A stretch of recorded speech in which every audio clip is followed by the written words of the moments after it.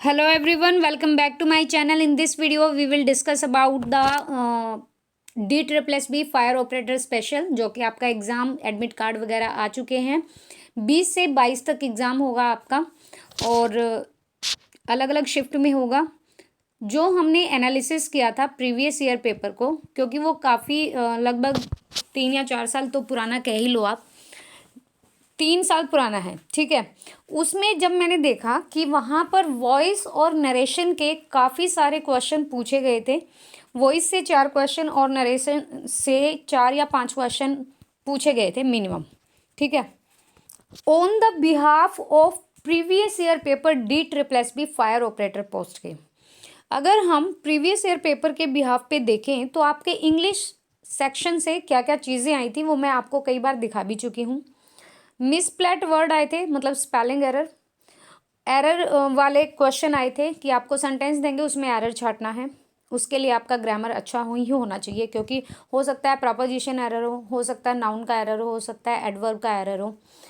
Voice दी हुई थी, direct indirect speech जिसे नरेशन कहते हैं वो था, पैसेज था आपका, इंटोनियम सिनोनियम थे, वोकैब सेक्शन था।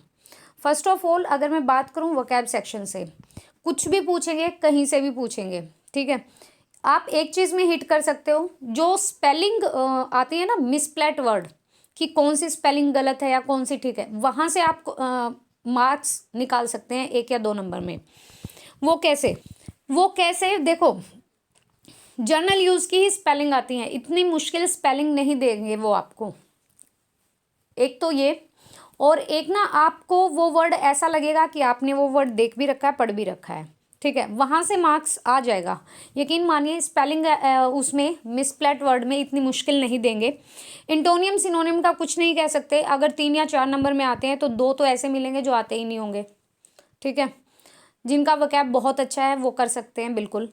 और वोकैबलरी में आपको पता है सिनोनियम एंटोनियम, सिनोनियम आप देखो, जिसको नहीं पता है उसके लिए बुरा मत मानना, अगर पता है तो ऑब्वियसली आपको पता होगा। सिनोनियम का मीनिंग होता है आपको सिमिलर वर्ड, ठीक है। उन 4 ऑप्शंस में से सिमिलर वर्ड आपको छाटना है, और वो भी ऐसा वर्ड जो बिल्कुल उसके क्लोजर हो। क्लोजर मतलब कहने का मीनिंग ये होता है कि एक वर्ड देंगे, उसके 4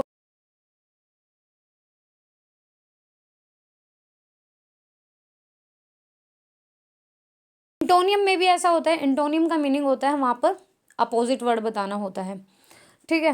यही होती है वोकैबलरी। फिर आपको मिसप्लेट वर्ड दे देगा कि भाई करेक्ट बताओ स्पेलिंग किसकी है, या फिर मिसप्लेट बताओ गलत किसकी है। 3 करेक्ट देंगे, 1 गलत दे देंगे, या फिर 3 गलत दे देंगे, 1 ठीक दे देंगे।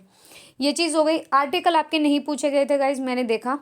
वर्ब पूछी गई थी। प्लस मैं आपको एक चीज़ बता दूं, एक टॉपिक और कराऊंगी मैं इससे अलग।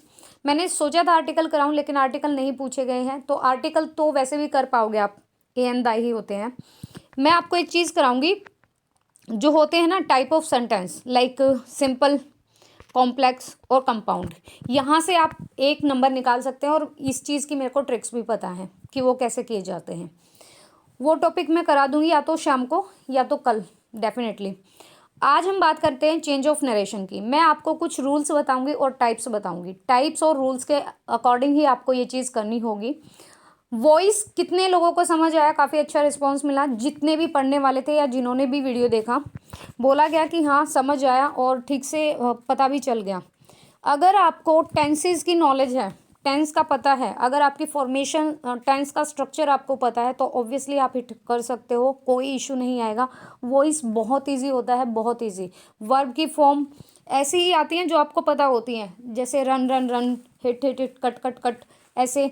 और फिर ये आ गई राइट, रिटन, रोट, ये ऐसी आती हैं, ठीक है। आज हम बात करेंगे नरेशन की। ज़्यादा टाइम वेस्ट नहीं करते हैं, थोड़ा लंबा वीडियो होगा, कंप्लीट देखिएगा। यहाँ पर क्या बोला गया है कि डायरेक्ट स्पीच को इनडायरेक्ट स्पीच में बदलते समय कुछ रूल्स होते हैं, कुछ चेंजेस होते हैं। सबसे पहले इन्वर्टेड कोमा हटा दिया जाता है, एज यू नो, पता ही होगा। फिर रिपोर्टिंग वर्ब के बाद लगा हुआ कोमा हटा देते हैं, आपको पता होगा। जब नरेशन आती है तो एक रिपोर्टिंग वर्ब वाला सिंगल कोमा होता है, इन्वर्टेड कोमा होता है जहाँ पर वो स्पीच लिखी जाती है पूरी। उसके बाद यदि नीड होती है तो रिपोर्टिंग वर्ब के बाद दैट, इफ या वेदर का यूज होता है। ये लिंकिंग वर्ड कहलाते हैं। इनको हम कंजक्शन भी बोलते हैं या लिंकिंग वर्ड बोलो, ठीक है, कंजक्शन भी बोल सकते हैं। दैट कहाँ पे यूज होता है, इफ कहाँ पे होता है और वेदर कहाँ पे होता है, तीनों चीजों का याद रखना है।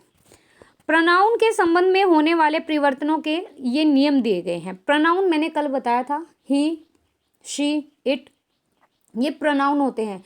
प्रोनाउन वो चीज़ होती है जिनको हम, जो नाउन को रिप्लेस करती है, नाउन की जगह। अब मान लो आप किसी नाउन, कोई किसी भी लड़के का नाम लगा लो, योगेश, राहुल, एनीथिंग, किसी लड़की का ले लो। आप बार बार में वही लाइन उसके बारे में कुछ लिख रहे हो, माय बेस्ट फ्रेंड का ऐसे लिख रहे हो, तो बार बार में उसका नेम थोड़ी लिखोगे, आप प्रोनाउन लिखोगे। नाउन तो उसका नेम हो गया, प्रॉपर नाउन। लेकिन जब उसका बार बार नेम अच्छा नहीं लगता, ये इंग्लिश का रूल कहता है कि एक्सेसिव नहीं होना चाहिए, ज़्यादा यूज़ नहीं होना चाहिए, तो हम प्रोनाउन का यूज़ करते हैं। ये होते हैं प्रोनाउन। अब रिपोर्टेड स्पीच में फर्स्ट पर्सन के प्रोनाउन होते हैं, उन्हें रिपोर्टिंग वर्ब के सब्जेक्ट के पर्सन में बदला जाता है। ये चीज़ मैं आपको बता दूंगी। अभी अगर डेफिनेशन समझ नहीं आ रही है तो डोंट वरी। रिपोर्टेड स्पीच में जो सेकंड पर्सन होते हैं वो रिपोर्टिंग वर्ब के ऑब्जेक्ट के रूप में बदला जाता है। कहने का मतलब ये होता है कि first person is changed according to the subject and second person is changed according to the object of the reporting verb. ध्यान रखना, रिपोर्टिंग स्पीच अलग होती है, रिपोर्टिंग वर्ब अलग होती है। रिपोर्टिंग स्पीच में जो थर्ड पर्सन होता है वो एज इट एज रहता है, एज इट इज रहता है, वो चेंज नहीं होता है। प्रोनाउन को एक पर्सन से दूसरे पर्सन में बदलने के लिए ये चार्ट होता है भाई, ये चार्ट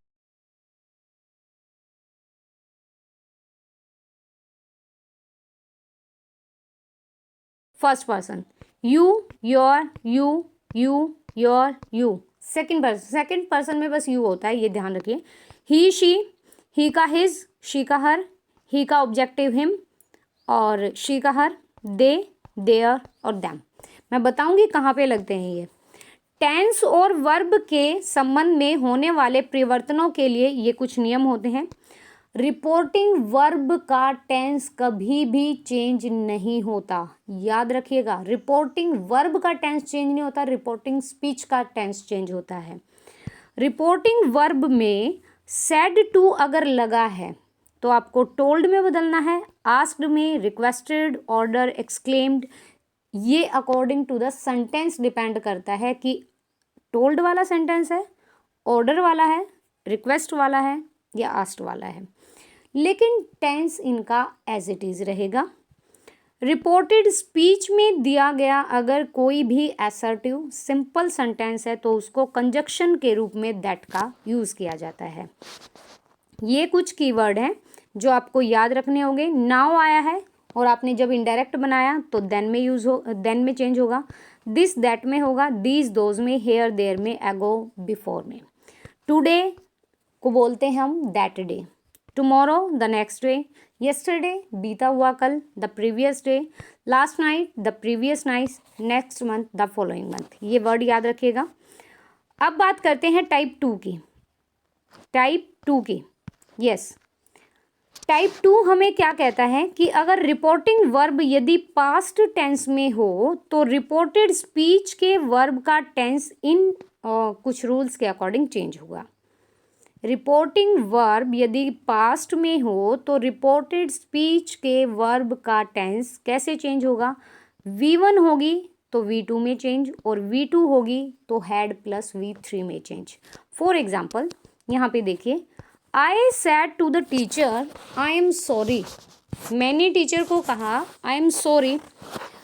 तो अब हमने पढ़ा था कि सैड टू ये होते हैं भाई रिपोर्टिंग वर्ब, जो कोमा से पहले वाली, इन्वर्टेड कोमा वाली पूरी रिपोर्टेड स्पीच होती है।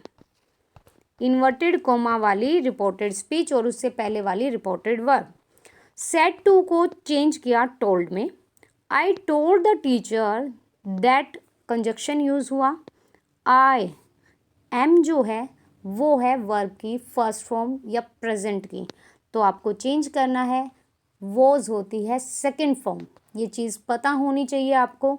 वॉज होती है सेकंड फॉर्म। अब आई आया है तो वॉज लगेगा। अगर यहाँ पर होता दे या वी तो वर लगता। सेकंड सेंटेंस को देखें, I said to the teacher I am working hard, तो सेड टू टोल्ड में चेंज होगा।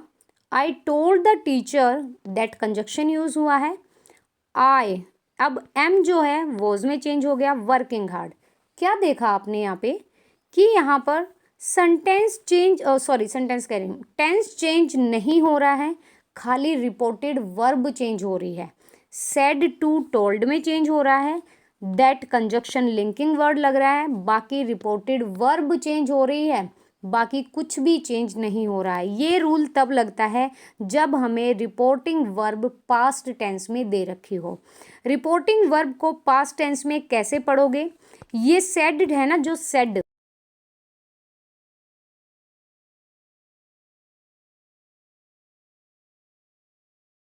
कि अगर सेड टू लगा है तो हमें रिपोर्टिंग वर्ब पास्ट में दे रखा है। भाई पास्ट में दे रखा है तो हमें क्या रूल याद करना है? वर्ब की फर्स्ट फॉर्म मतलब एम, उसको V2 में बदलना है, मतलब वॉज में बदलना है। और अगर V2 दे रखी है तो हैड प्लस V3 में बदलना है। अब हम आगे बढ़ते हैं और मैं आपको दिखाती हूँ ये वाला सेंटेंस नेगेटिव है।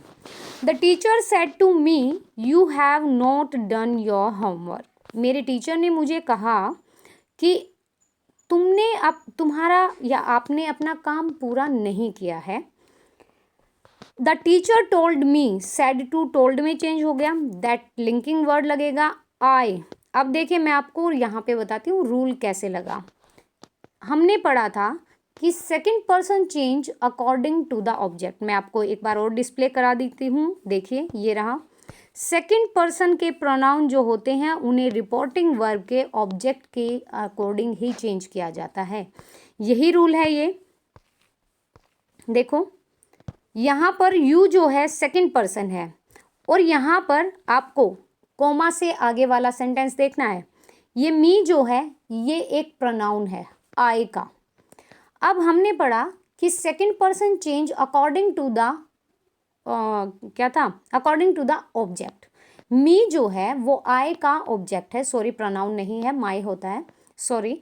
मी जो है आई का ऑब्जेक्ट है तो यू मी के अकॉर्डिंग चेंज होगा, ध्यान रखिएगा। अब हम इसको the teacher told me that, अब ये जो मी है ना ये ऑब्जेक्टिव फॉर्म में है, हम ऑब्जेक्टिव फॉर्म में यूज़ नहीं कर सकते, तो मी का सब्जेक्टिव फॉर्म होता है आई। ये चीज़ बिल्कुल अच्छे से समझिएगा। आई, अब हैव नॉट, हमने क्या पढ़ा था कि अगर V2 आता है रिपोर्टिंग स्पीच में तो वो V3 के अकॉर्डिंग चेंज हो जाता है। देखो मैं आपको फिर से दिखा देती हूँ, ये देखिए अगर V2 आता है तो हैड प्लस V3, यही तो हमने किया है कि अगर यहाँ पे यू हैव, यू के साथ हैव लगता है, नॉट डन योर होमवर्क, और ये प्रेजेंट परफेक्ट टेंस है, ध्यान रखिएगा, इसको पास्ट परफेक्ट में बदला है। नेगेटिव है तो नॉट लगा दिया, that's it. The teacher told me that, me you को चेंज किया मी के अकॉर्डिंग, अब ऑब्जेक्ट के according, because you is the second person and second person change according to the object of reporting verb, that's it. अब I had not done third form में है, जैसे do did done, ठीक है, third form है, as it is लग गई। अब ये जो ये योर है ना, योर, ये जो योर है ये किसके अकॉर्डिंग चेंज होगा? भाई आई के अकॉर्डिंग ही तो चेंज होगा। अब यू के अकॉर्डिंग यहाँ पे योर लगा तो आई के अकॉर्डिंग क्या लगेगा? My homework. मैंने बहुत अच्छे से कराया, अपनी तरफ से पूरा दिया है, आई होप सो कि आपको समझ आए। अब ये देखिए ये वाला, I said I have been ill since Monday. यहाँ पे एक चीज़ आपको बहुत अच्छे से बिल्कुल अच्छे से ध्यान रखनी है। यहाँ पे है सैड टू, उसके बाद ऑब्जेक्ट भी है मी, लेकिन यहाँ पे तो सिर्फ सैड है। अगर आपको सिर्फ सैड मिले ना तो उसको टोल्ड में कभी भी चेंज नहीं करना है, ध्यान रखिएगा। अगर आपको सैड टू मिले और उसके बाद कोई भी ऑब्जेक्ट मिले तो वो टोल्ड में चेंज होगा। ये अब यहाँ पे खाली सैड है तो आई सैड दैट, आई है फर्स्ट पर्सन है, first person change according to the subject, I है सब्जेक्ट, आई हैव की जगह हैड लग गया, been ill since Monday as it is आया है। प्लीज़ अच्छे से करिएगा, मैं आगे बढ़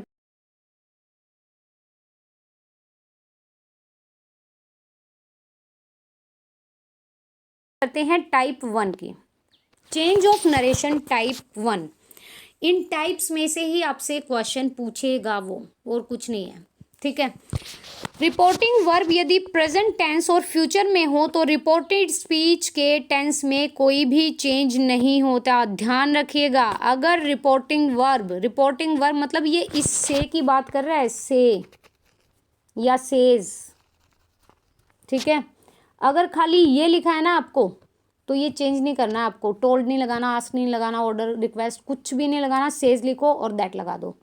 लेकिन अगर सेड आ गया, सेड को तो सेड दैट ही लिखेंगे, लेकिन सेड टू आ गया तो ये पास्ट की फॉर्म बोली जाती है और ये रिपोर्टिंग वर्ब है, ये रिपोर्टिंग वर्ब है।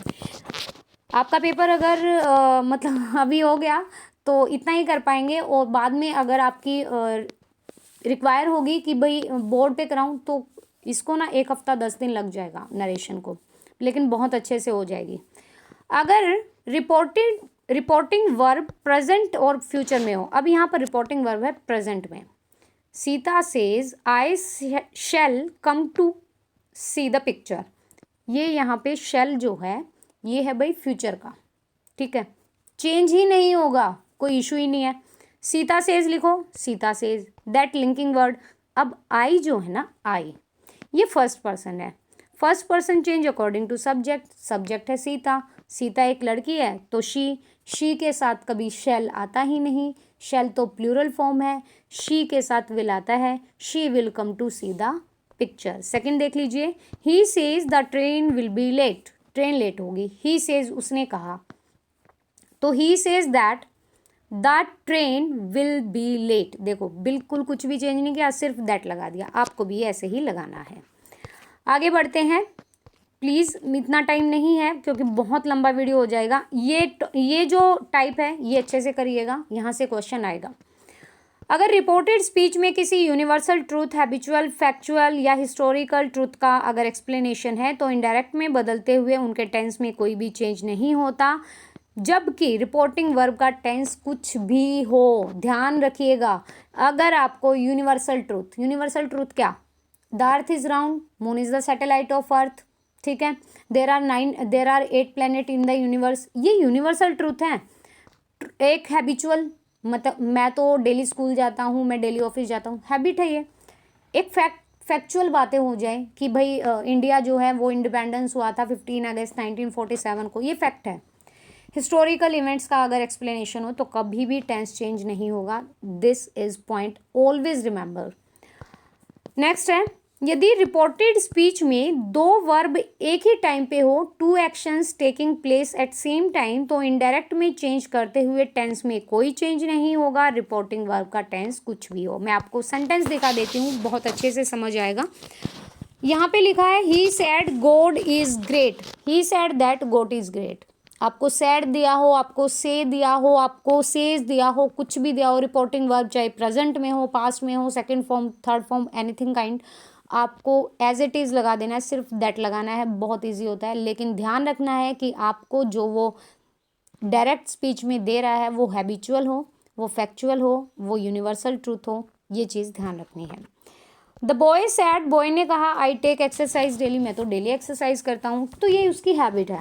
द बॉय सैड, दैट लगा दिया, एंड ही तो चेंज करना पड़ेगा ना भाई।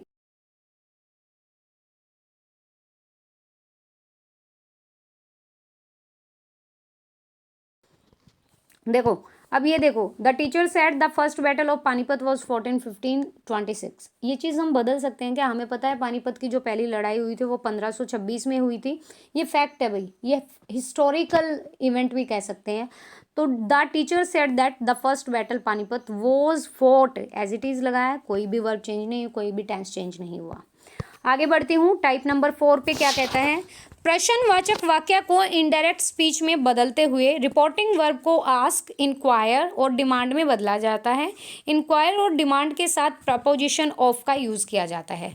आपको देखना है कि अगर इंटेरोगेटिव सेंटेंस है, मतलब क्वेश्चन अराइजिंग सेंटेंस है डायरेक्ट स्पीच में, और आपको इनडायरेक्ट में उसको चेंज करना है, तो रिपोर्टिंग वर्ब को आप आस्क में, रिपोर्टिंग वर्ब कौन सी, सैड, से, सेज, इसको आस्क में, इंक्वायर में, डिमांड में बदलना है, और उसके साथ आपको प्रपोजिशन ऑफ लगाना है। अभी एग्जांपल करेंगे, देखिए, she demanded of me where I was going. अब ऑफ जो लगा है ना, ऑफ, और इसमें दैट वगैरह नहीं लगेगा, ध्यान रखना, दैट नहीं लगेगा, कंजक्शन नहीं लगेगा, इसमें प्रपोजिशन लगेगा of.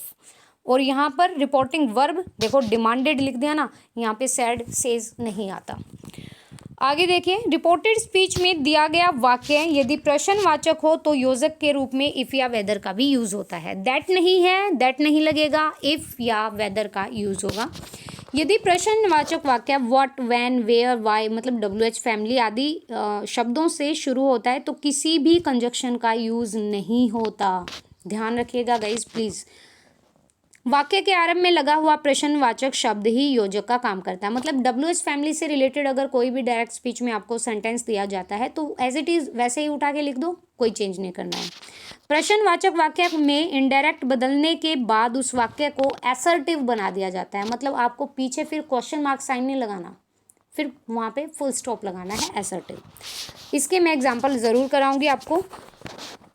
The teacher said to me are you feeling well today. Teacher ने मुझसे कहा क्या तुम आज अच्छा महसूस कर रहे हो। तो टीचर, आप देखो मेरी बात सुनो, मान लो कि मैं आपसे पूछती हूँ कि are you feeling well today, क्या आप अच्छा महसूस कर रहे हो। आपने यही बात अपने फ्रेंड को बताई तो आप ऐसे बोलोगे क्या, टीचर ने मुझसे कहा आप अच्छा महसूस कर रहे हो, या ऐसे बोलोगे भाई आज टीचर ने मुझसे पूछा कि मैं कैसा महसूस कर रहा था। समझ गए। देखिए, द टीचर आस्क्ड, आस्क्ड क्यों लगाया, क्योंकि यहाँ पर डिमांड क्या कर रहा है, सेंटेंस पूछा जा रहा है, बताया नहीं जा रहा है। आस्क होता है पूछने के लिए, मी, इफ हमें पता है कि इफ या वेदर लगाना है, कुछ भी लगाओ गलत नहीं माना जाएगा, इफ लगाओ वेदर लगाओ। यू इसके अकॉर्डिंग चेंज होगा, आई लग गया। अब यहाँ पर देखिए आई, अब यहाँ पर देखो आर है ना, आर मैंने आपको बताया एम और आर ये फर्स्ट फॉर्म होती है, वॉज और वर सेकंड फॉर्म होते हैं वर्ब की। तो आई सिंगुलर है तो आई वॉज फीलिंग वेल। अब टुडे को किस में चेंज किया, दैट डे, ये मैंने बताया था नाउ देन में, और टुमारो द नेक्स्ट डे में, येस्टरडे द प्रीवियस डे में, और टुडे दैट डे में। सेकंड देखिए, the traveller said to me can you tell me the way to the nearest inn. Traveller ने मुझसे कहा कैन यू टेल मी, क्या तुम मुझे बता सकते हो, द वे रास्ता, टू नियरेस्ट इन, यहाँ के नज़दीक का।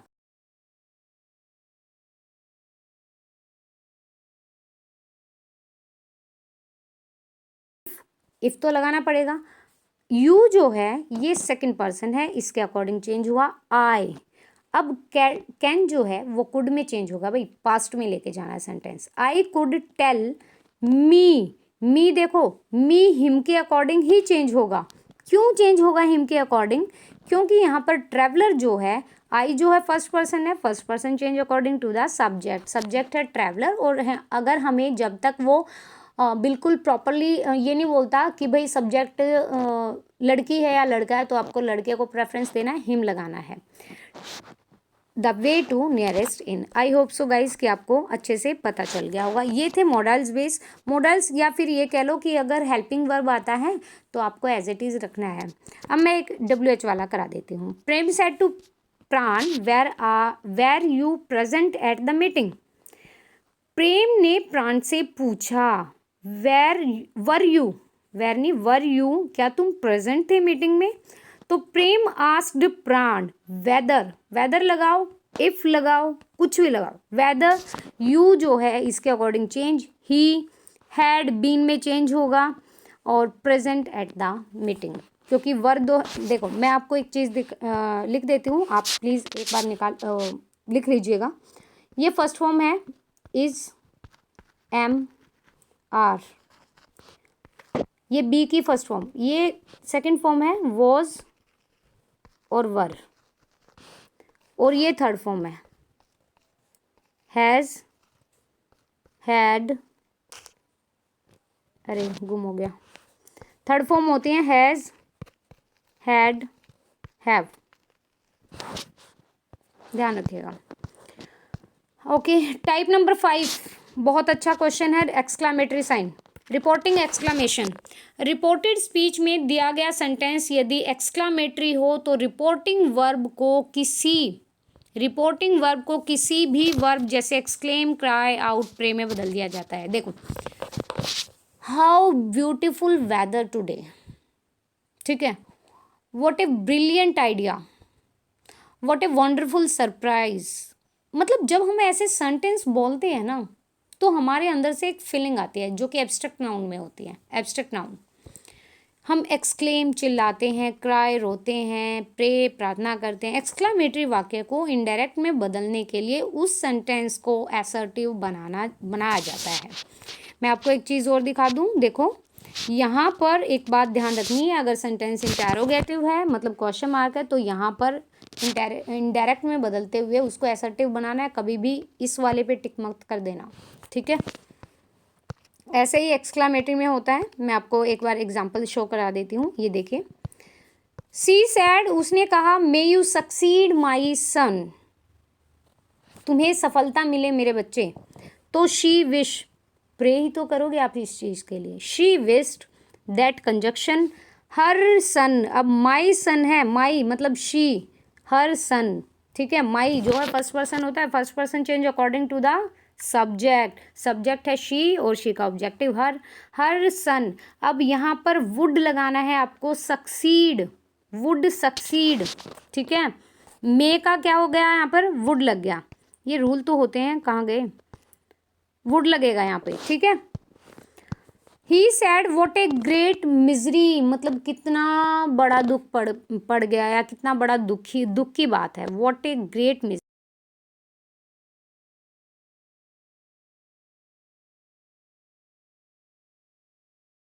को देखो, ये एक तो हुर्रा, एक तो अल्लास, ये याद करके जाएगा। The merchant sad अल्लास I am ruined, मैं तो बर्बाद हो गया। द मर्चेंट एक्सक्लेम्ड विद सोरो, मर्चेंट जो है दुख के भाव से एक्सक्लेम करता है, चिल्लाता है, दैट कि ही वॉज रूइंड। आई इसके अकॉर्डिंग चेंज होगा, मर्चेंट के अकॉर्डिंग। एम जो है फर्स्ट फॉर्म है वर्ब की, वॉज में चेंज होगी, आई सिंगुलर है तो वॉज आएगा, और ruined as it is third form is used here. आगे दिखा देती हूँ। टाइप 6 क्या कहता है, इम्पेरेटिव सेंटेंस, जैसे कि हमने वॉइस में किए थे। रिपोर्टेड स्पीच में दिया गया अगर सेंटेंस इम्पेरेटिव है तो इनडायरेक्ट में बदलते हुए आपको क्या करना है, सेड टू की जगह order, ask, request, bagged, advice का यूज़ करना है। इम्पेरेटिव वर्ब के अगर टू लगाकर उसको इन्फिनेटिव बना देते हैं। ये देख लीजिए कैसे करते हैं, ये देखिए। The teacher said to the boy shut the door, teacher ने बॉय को कहा दरवाज़ा बंद करो। अब टीचर रिक्वेस्ट करेगी क्या कि प्लीज़ शट द डोर, या बोलेगी, ऑर्डर ही करेगी। द टीचर आस्क्ड, अगर ऑर्डर हो तो ऑर्डर भी लगा सकते हो, no worry about it. The teacher asked the boy, said to को किस में चेंज हुआ, आस्क्ड में। सेड टू क्या है, रिपोर्टिंग वर्ब है, रिपोर्टिंग वर्ब चेंज होती है अगर पास्ट में हो तो, प्रेजेंट में हो तो चेंज नहीं होती, एज इट इज लग जाती है। The teacher asked the boy to shut the door, यहाँ पे दैट लगाने की भूल मत करना, ये इंपेरेटिव सेंटेंस है, टू के साथ इन्फिनेटिव बनाना है। इन्फिनेटिव का मतलब होता है जब टू के साथ वर्ब की फर्स्ट फॉर्म होती है तो उसे कहते हैं इन्फिनेटिव। नेक्स्ट सेंटेंस देखिए, ही सेड टू मी, उसने मुझसे कहा, ट्रस्ट इन गॉड, भगवान पर यकीन रखिए, एंड डू द राइट, और सही काम कीजिए। तो ही एडवाइज ही तो देगा, ही एडवाइज मी, तुरंत इसके बाद टू लगा दो, इसके तुरंत बाद टू लगा दो, जैसे बॉय के बाद टू लगा दिया सीधा। Me to trust in God and do the right, और सेम लिखना है। गाइज मैंने अपनी तरफ से बहुत अच्छे से कराया है, आई होप सो कि आपको अच्छा लगे, आपको समझ आया हो। काफ़ी लंबा वीडियो हो गया है, फिर भी अगर किसी को इशू रहता है तो please tell me, and I will give you one more video regarding about the sentence, kinds of sentence, जैसे होता है सिंपल, कंपाउंड एंड कॉम्प्लेक्स। बहुत ईजी वे से कराऊंगी, और बिल्कुल छोटा सा ही टॉपिक है, ज़्यादा कुछ करना भी नहीं होगा। नरेशन का कैसा लगा आपको कमेंट करके बताएगा। Thank you so much, thank you to watching the video, and thank you to visiting the channel.